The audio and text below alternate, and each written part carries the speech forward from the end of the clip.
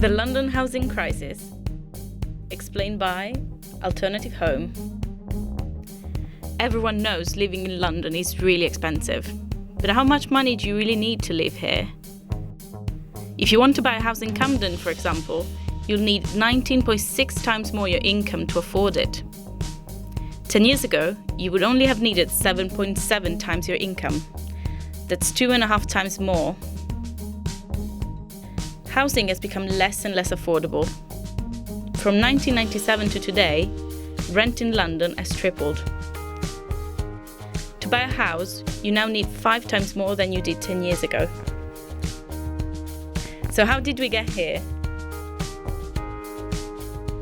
In 1945, new social housing programs started involving local authorities.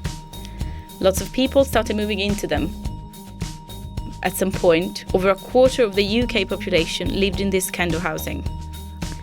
In the mid-50s, Conservative governments started devolving social housing to the private sector. Margaret Thatcher's government changed the UK housing system for good. The Right to Buy programme allowed council tenants to buy their home at a generous discount. The sold-off council houses were not replaced, creating a shortage in social housing. The Bank of England slashed interest rates and mortgages became cheaper. More people borrowed and amateur landlords bought second homes to rent them out.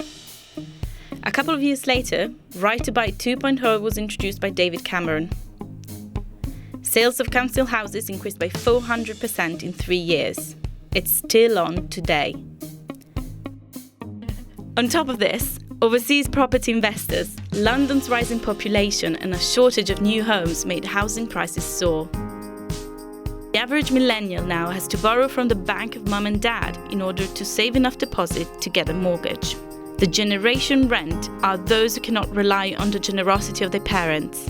They are locked out of home ownership but unable to qualify for social housing.